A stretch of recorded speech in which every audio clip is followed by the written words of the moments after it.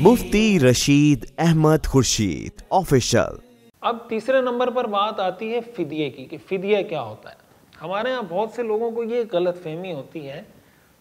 وہ کہتے ہیں جی ہم روزہ نہیں رکھ سکتے، ہم نے 30 روزوں کا فدیہ دے دیا۔ تو یہ بات اچھے طریقے سے سمجھیں کہ فدیہ کون دے سکتا ہے اور کون نہیں دے سکتا۔ آسان الفاظ میں اگر میں یہ سمجھاؤں تو بات یہ ہے کہ فدیہ وہ شخص دے سکتا ہے روزے کا جو آدمی اس بات سے ایک طرح سے مایوس ہو چکا ہے کہ اب اس کو صحت ملے گی اور وہ اس کو یہ قدرت حاصل ہوگی کہ وہ بعد میں ٹھیک ہو کے روزہ رکھ سکے گا۔ دیکھیں ایک آدمی بیمار ہے نا،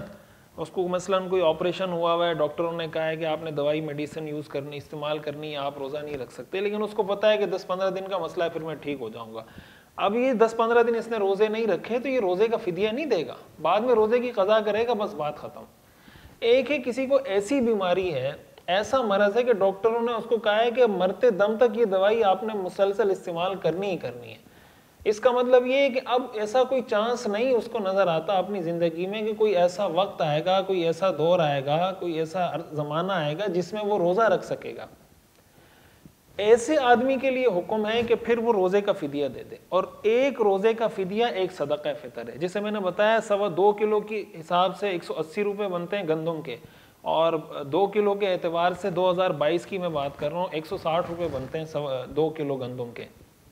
اس کا مطلب ہوا کہ ایک روزے کا فدیہ ایک صدقہ فطر کی مقدار ہے۔ تو ایسا آدمی جس کو فقہا شیخ فانی کہتے ہیں، یعنی ایسا بزرگ جس نے اب فنا کے گھاٹ اتر جانا ہے، دنیا سے چلے جانا ہے، یا ایسا کوئی مریض، ایسا آدمی فدیہ دے سکتا ہے۔